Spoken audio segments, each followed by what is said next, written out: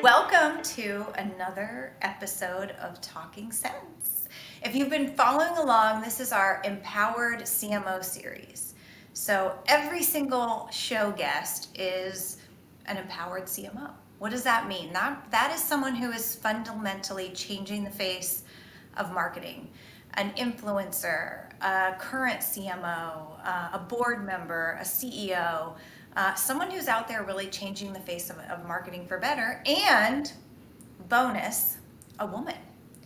Because the Empowered CMO Network is all about women elevating women. And so I wanted to feature some of these amazing CMOs and industry leaders. And so, I mean, a core member of the Empowered CMO, a founding member of the Empowered CMO is our own Kate Bullis, who is a founding partner at SEBA International.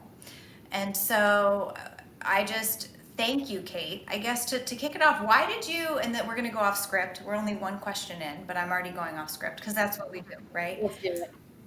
Why be so invested in Empowered CMO? I mean, from day one, you were like, I'm in. Yeah. Why? Right. And, it's a great question. To tell you the truth, I honestly didn't know what I was getting myself Like a into lot of the when best I things in life. agreed. I have to say, it's so much better than I ever thought it was going to be. Um, so the original idea, as you're saying, was to empower one another, women CMOs, particularly in B2B. I was obviously inspired by that idea because I specialize in placing CMOs, and I do a majority of my search work in the world of B2B. And so it was immediately interesting to me just because of my profession. But frankly, I'm very passionate about the idea of getting more women into tech in general, and marketing has always been a great place to do that. And at the time that we were first talking about Empowered CMO, I was also getting very involved and gaining passion for the idea of getting more CMOs into the boardroom. And I realized that we weren't going to do that in a way that was acceptable in my view, in terms of how much time that was going to take if we just sat back and waited for everybody to figure it out. We had to be more proactive in the goal of getting more CMOs into the boardroom. And that means, inspiring and mentoring and helping one another. And so this just felt like such a wonderful opportunity to bring together women who were doing the same thing for a living, but weren't necessarily getting a lot of an opportunity to talk to one another about that. CMOs have lots of the same issues and problems, and bringing more of them together can solve a lot of those problems when you realize you're not the only one. And how do you handle that? I just felt like, wow, what a great opportunity for all boats to rise. So I jumped in, but I have to tell you, Lat, it's been better. It's been so personally rewarding to me to be involved in this.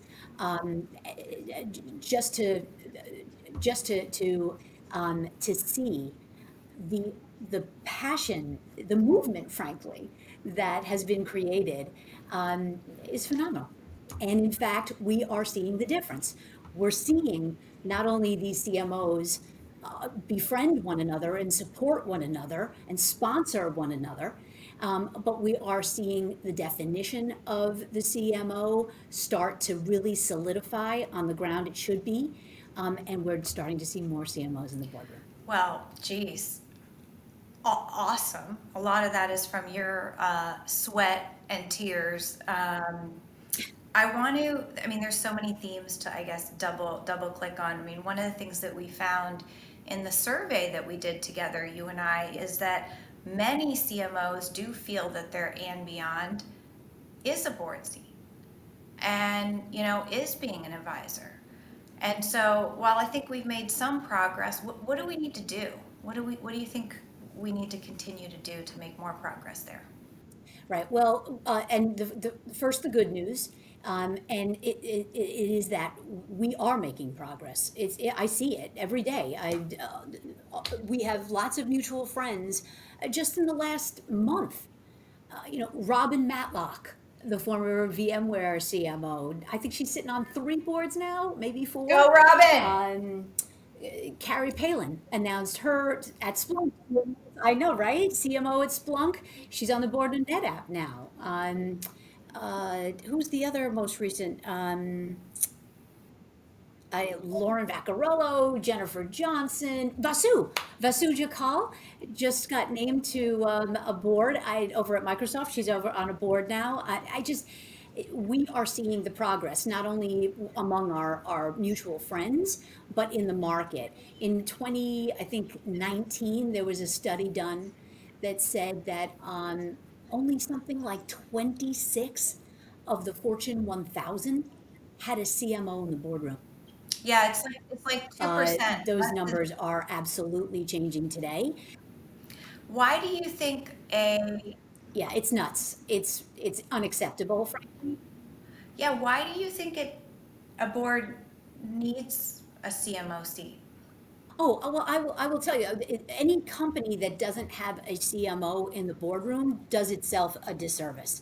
This isn't about me trying to get onto a soapbox and say, I want a CMO in every boardroom because I care about that CMO. I do care about that CMO, but the reality is you are losing out, and we've got the proof. We know that the organizations that do have CMOs on their boards demonstrate greater returns and greater shareholder value. That's just proven. Um, but even if you look beyond those studies, the reality is if a board doesn't more naturally reflect what the C-suite looks like, you're missing something in that room, right? If the CMO is the voice of your customer, if the CMO is the voice of brand, the voice of the market, the voice of change, um, don't you want that is the voice of growth, frankly? Don't you want that voice in the boardroom? Isn't a board's top priority the growth and success of that company? How can you not have someone who's a modern, fantastic market leader in that room? You're just you're letting your competition eat you alive. It's just pure and simple. So it's really just do it for your own self preservation. And along the way, what you'll also do is diversify that board, which is an obviously big topic anyway. So it kills a lot of birds with a single stone. So you said the word market a few times. You said voice of the customer. You said a lot of terms that we talk about a lot at our Empowered CMO group, and we've even talked about this evolution of the chief marketing role to chief market officer. So you're one of the pioneers of that. Thoughts on why it's critical? Unpack that for the audience. Your point of view on it. I started thinking about the role of chief marketing officer as I, I guess because I specialize in placing CMOs. I am on the receiving end of a lot of conversations with CEOs and boards asking me to help them find this unicorn. And it was remarkable to me to really sit back and realize about 5 or 6 years ago how every time I had this conversation with a new CEO, it was slightly different. This person wants a CMO, but the superpower should be demand gen.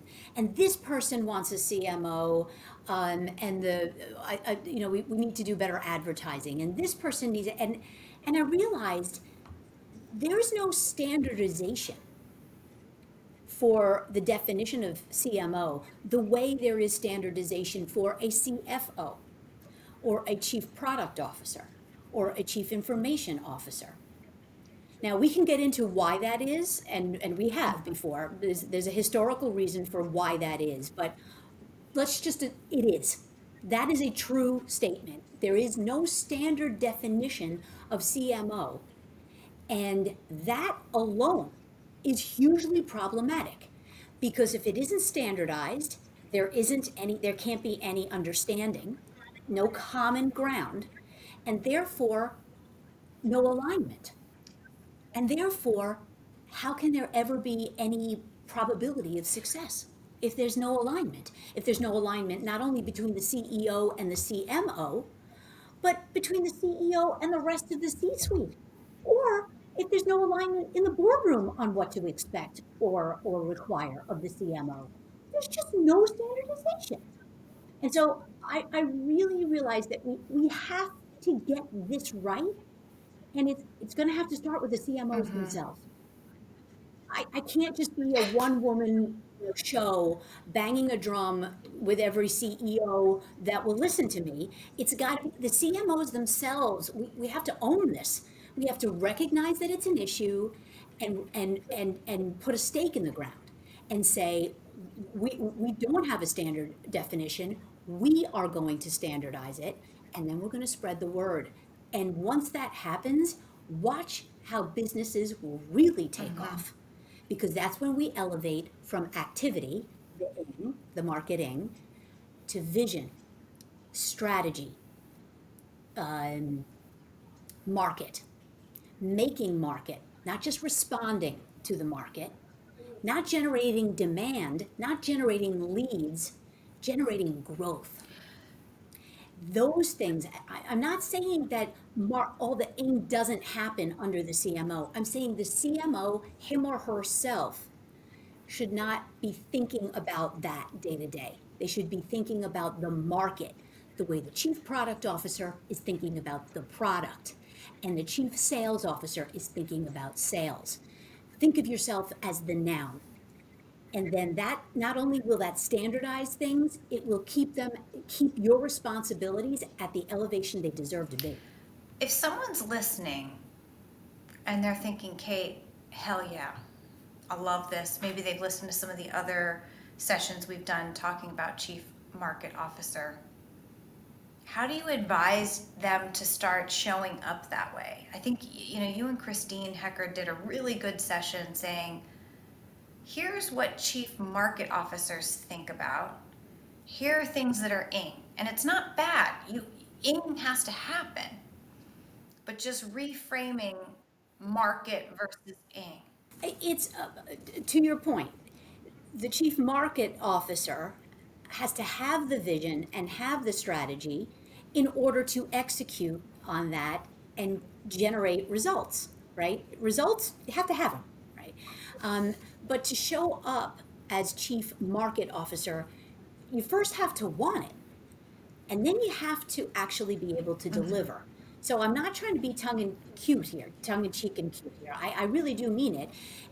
When I say chief market officer, as Christine Hecker sometimes says, you have to want to be that definition. Not everybody wants to be that, right? Some people are really happy and very successful focusing on the aim. I would just argue that the activities that come from strategy and vision, the making of a market, the creation of thought leadership, the design of a category, those things are chief market officer care abouts and focus areas. Activity like demand generation, like advertising, like campaign distributions, those things have to happen. They are just not they can't be the focus. When I think about the survey that you mentioned a minute ago, that we asked about 100 CMOs to participate in, and some of the results we got back when we asked the question, what are you focusing on? Now, remember, this was that survey from 2020. So we were in the middle of the pandemic, right? It's mass chaos, right? I think the number was like 70% of respondents said that they were focusing more time than anything else on digitizing events. Yeah. I get it. It's just that it's a shame. You know, that's what something like a pandemic will do. But that should be something that someone on the team is working on. That's not the elevation that a CMO, a chief market officer, is typically working at. That's what I'm just trying. Like I said, I'm not trying to say that the ing is bad or wrong. I'm just saying that shouldn't be what the CMO is focusing on. Here's another thing that drives me nuts. When chief marketing officers say that they are spending more of their time aligning across their peers, and worse, their peers expect them to do it. That drives me crazy.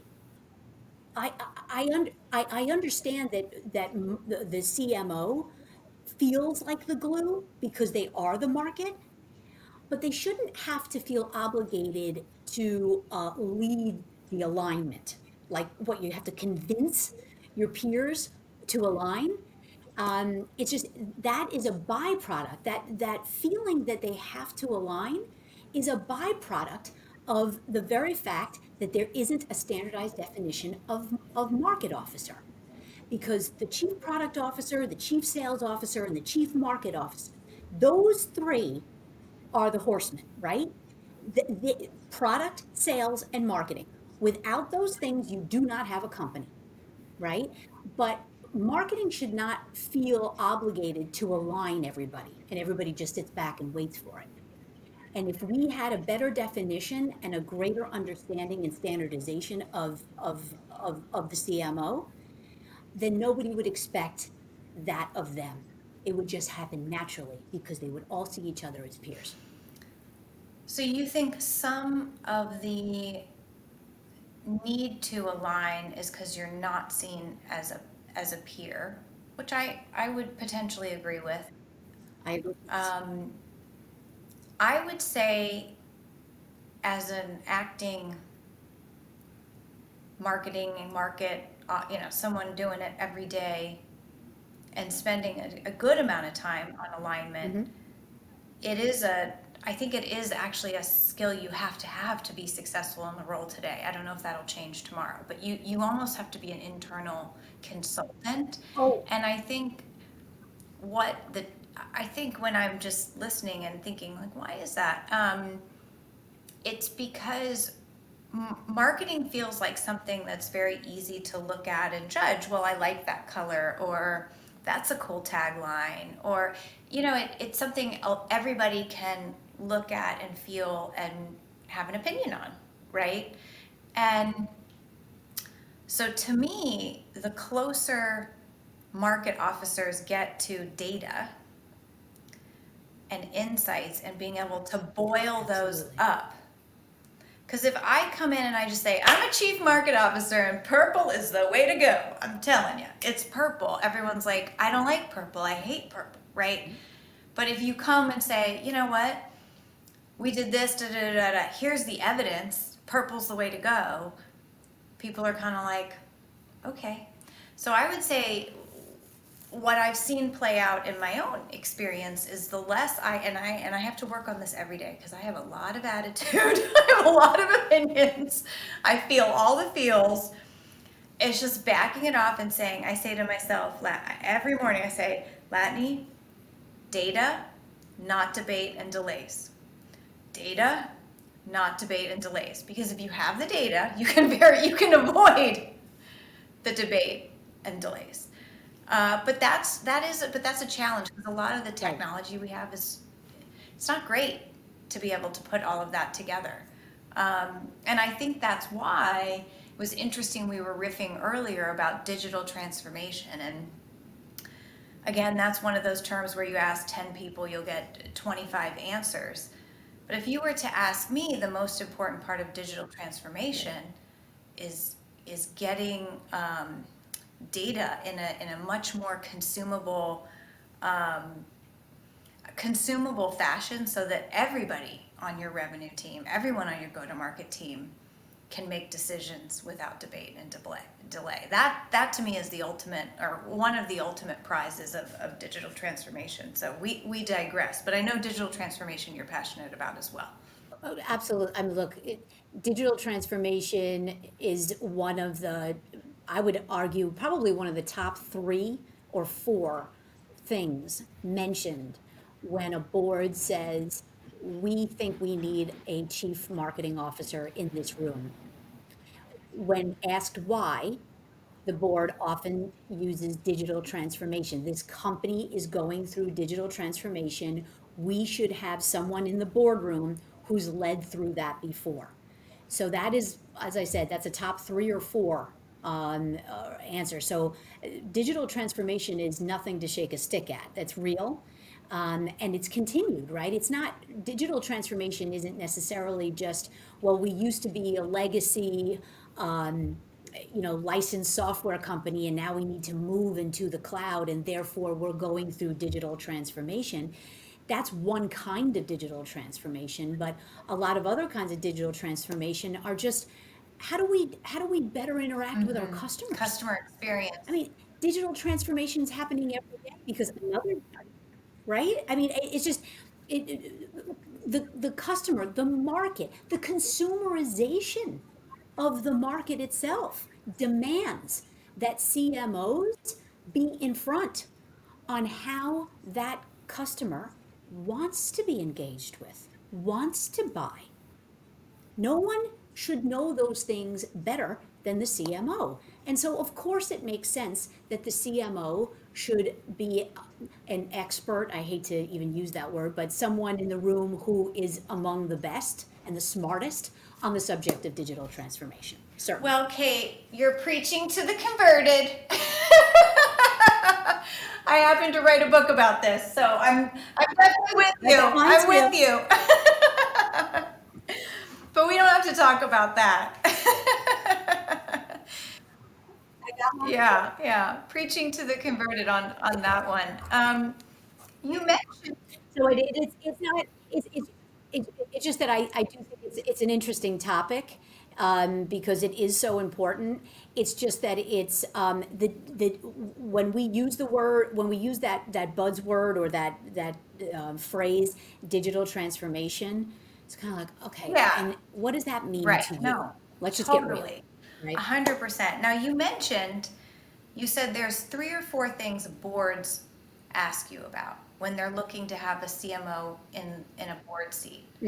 Maybe can you give us a couple of the other things they're looking for? Sure. So, in a really big way, the customer, knowledge of that company's customer or audience is almost always top 2 or 3. Um, it's probably it's the thing that I recommend the most when I say to a CMO who's interested in getting onto their first board. I urge them to not just think of brands that are interesting to them that they'd like to be in the room for. What brands would value you because you're familiar with that kind of customer, that segment? Maybe you're an SMB expert, or maybe you're an IT expert versus line of business, or maybe you've been marketing to HR, and this company markets to HR. Think about the audiences you know best, the way they behave, the way they buy. That is a huge asset to the boardroom. I love that. I love Another asset, yeah, another asset I find, for a marketer who wants to be in a boardroom, is any market. We talked about digital transformation, so that's a second. But another kind of transformation is a transaction, an event. If you've been through something similar as a CMO to what that company's going through, whether that be an IPO, whether that be through acquisitions or divestitures, those things, and how do you manage through those changes? How do you tell those stories in a successful way? That is where CMOs really help. So those would be 3 things I right love it. I love it. Now let's talk about CEOs. because you're out talking to them all the time, and they have wants and needs of CMOs. And I guess, tell me what's the hottest today. A couple of things. It's in B2B. The new thing is really product led versus and what I would call like bottoms up. Um, our good friend Micheline Nijme talks about this, the bottoms up or that product led Yeah. motion, versus tops down, or what we would call enterprise or account based marketing motion. These are not these are not trends themselves. The trend, though, is the Oh, combining I of the know. two, That's like, the ability to totally. leading both at the same time, Yeah. right? That is that's a front and center, new black kind of marketing need, that I'm seeing more and more CEOs require, because the guys who are product led are trying to grab the ring on enterprise and ABM, and the ABM and enterprise guys are saying we're leaving money on the table by not being more product led. So and that means it doesn't just mean a different customer and a different audience, as you know. It means a whole new motion. It means a whole new pricing. And all of this is the purview of the marketing department. Yeah, and that strategy has to come together, right? I mean, it's like, not only is it, do you want both? You don't want both going down their own lanes. You need both as part of, as a holistic. Exactly. They can't just be in their own little Yeah. silos and not Yeah, so it's and not bringing that talking to each other. together. And it's, I'm fascinated by it because I also think there's a lot of cool new technology that's coming out to help. And again, it's like digital, digital transformation, digital experience. It's like we got to think beyond the website, our website here, people. Like it's the help desk, it's in app, it's like all of those things that I think a B2C CMO is thinking about all the time, dropped carts and right, that now we get to learn and apply, and that's absolutely where it's going. I mean, no one wants to talk to anybody, no one wants to fill out a form. We want the most frictionless experience we can create. So I think it's going to be an interesting next couple years. I definitely agree. There's one more thing I'm seeing a lot of. I'm sorry, in terms of a trend, and that is we're starting to see the blurriness. Remember when customer marketing was new? Yeah. It was this, and it was like, what is customer marketing again, right? Okay, well, now I think we all have a definition of what customer marketing is, but now we're starting to see the bleeding, the merging of product marketing and customer marketing. I think that some of the most strategic thinking, particularly in product-led marketing departments, is that it's harder and harder to see a distinct line between product marketing and customer marketing, because once again, it's all one continuous motion. It's not, you can't just say, well, you stop here and this is where I pick up and you're a customer now. It's got to be that flow. And so the flow, that the customer is experiencing should also flow inside the organization. So I'm starting to see more and more CMOs and companies require that the product marketing person also have done customer marketing. Interesting. It's funny. It's like you're damned if you do and damned if you don't. We had product and customer marketing together, and I just separated it. Now I'm like, God damn it! But the rationale. Well, I agree that I think they do need to actually work in tandem, but I think in this case, sometimes when you're not scaled yet and you don't have enough resources, if one leader has too many things, then everything just dies. So that was more the like, how do we divide and conquer for these different areas? But it's just, that's the fun thing about marketing. It's always changing. You're always growing and scaling and adopting, right? Well, that's what it change, right? Like, you're a CMO, you're leading through change more than you are marketing itself. Totally. You just are. Like it or not, realize it or not, that is what you're doing every single day.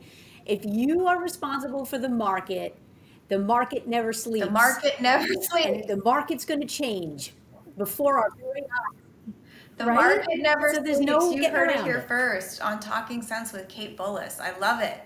I love it. We got to keep the pulse of that market.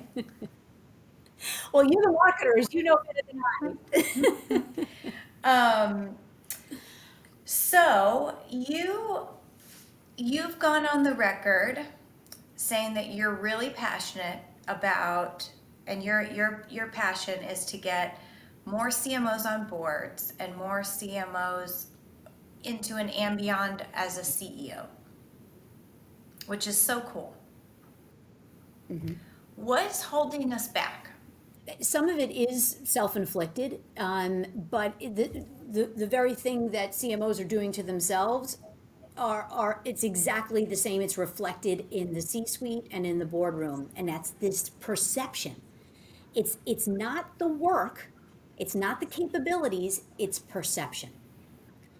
Um, if we accept our fate that CEOs and boards and our peers expect us to come in and generate leads, and that's what the definition of CMO is at this company, well, that's all you're ever going to be. But if you if you say no, that's not what I want to be, that's not what I am, I'm not going to accept that fate. I'm going to go to a company that recognizes that that is not all that marketing is. Um, and frankly, if I told you 5 years ago, not just 10, 5 years ago, the market was wildly different. More and more companies are seeing how not just valuable, critical this chief market officer definition is to success. They're seeing it. They're seeing it because their competition is Mm-hmm. doing it, and they're doing it earlier than they were years ago, right? They're doing it Series A now. They are thinking about brand way in the beginning as compared to just demand gen. I'm working with a Series A startup client right now. They are talking about category and brand and hiring somebody else for demand as head of marketing. This is a Series A, less than 10 million in revenue. I never had conversations like that 5 years ago. Interesting. So we are evolving. The market is changing for the better, but CMOs have to do it too. We've got to take control of the destiny and recognize that it's within our power to change this definition and live the definition. So if you were to coach a CEO, so I come to you and I'm like, Kate, I got bags of money I just raised. I want to hire a CMO. I want you to find me one. And I just want somebody who's going to get me leads. Coach me through. How would you help me change my idea? Um, I think that the easiest way to do that with a CEO or really anyone is just ask them to take a look around. Um, Ask them to look at the market and what's going on. Ask them about the definition between working hard and working smart. Ask them about how lead generation might get you the a scorecard that looks really good for this month or this quarter, maybe this year. But what about your long-term demand gen? Mm-hmm. What about stickiness? What about what's going to inspire behavior, not just activity? Are you a company that is just in the market to do what three or four or six or 10 other companies are already doing? Is that how you want to be known? Or do you want to not just stand out, but stand for Mm-hmm. something that is, I'm not talking about purpose, even though that is part of being black. I'm not talking about, purpose and kumbaya. I am talking about putting a stake in the ground and saying, we represent something truly different. You don't get to say that and be believable in the market with demand gen. Very, You just don't. So you can survive for quite a while on demand gen, but you won't thrive. You just yeah, I won't. mean, I think, That party is right, over. right. Well, it just doesn't, the volume doesn't work anymore. There's diminishing returns, and it's a good way to waste a lot of money. So I'm with you, and I just want to say, gosh, what a gift getting to know you has been. And every time I talk to you, I feel like, God, I gotta do Me better. too, Lat. I gotta I gotta up my game.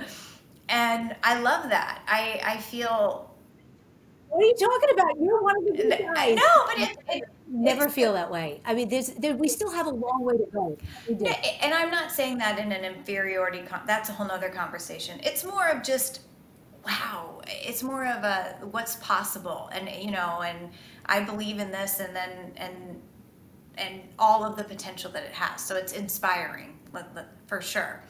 And I think on behalf of all of That's great. the CMOs out there, like, thank you for the work that you do. I mean, I hope you guys are listening to this passion coming off of Kate Bullis.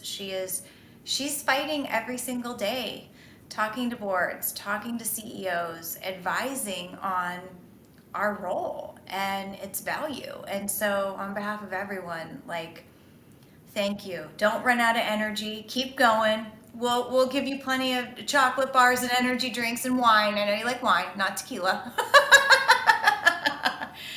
uh, I tried to have Kate do a I tequila do like my tasting, and wine. she was like, no.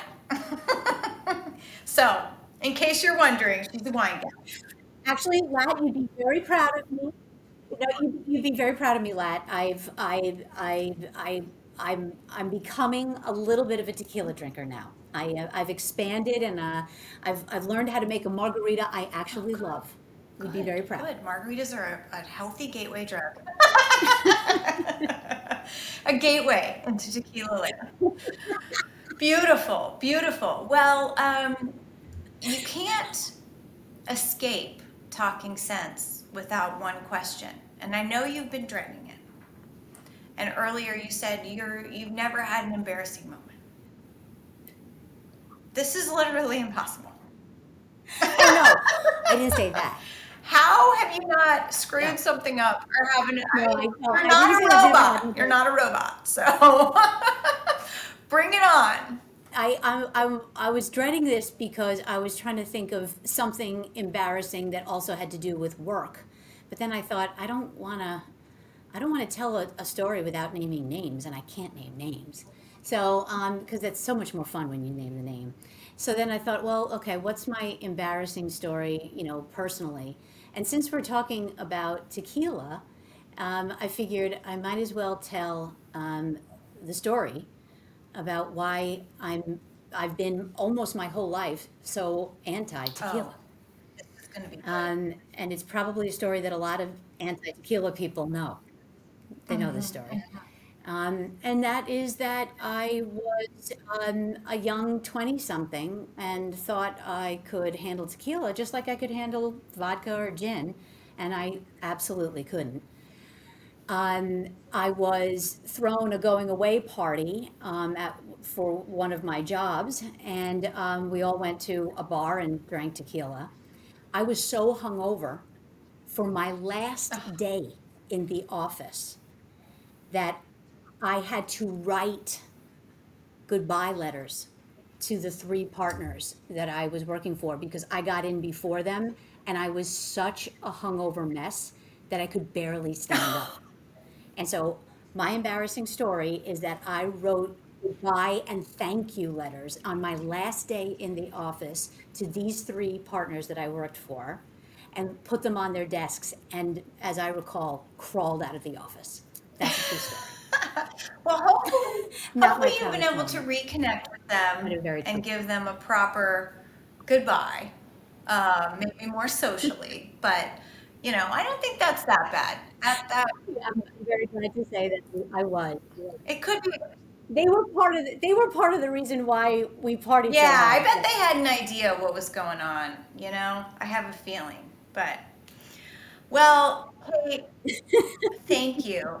Thank you But not my powder. for being just a fabulous guest. As always, dropping knowledge. We talked about if you want to get on a board, she shared what boards are looking for, which is digital transformation, which is voice of the customer, which is being able to lead through kind of pivotal changes, M&A, IPO, things like that. So those are great Right. anchors to think about as you create a board resume, right? We talked about chief market officer. That's our jam. That's our jam. So we talked a lot about that, and we talked about There we how to go. Yep. position that to a CEO, why a CEO should care, why companies should care, and you know, Kate shared a lot of her passion to help us all achieve our ambience. So, Kate, thank you so much for coming on. This was another amazing episode of Talking Sense, and I will see you soon as we start planning for our fall retreat because it is on. We're doing it. Yeah, Empowered. baby. Empowered CMO Yes, 2021. yes. Live and in Totally, person. Let's do it. totally. Thank you for having me, Lad. It's a All joy. right. See you next Thank you. time. Thank you.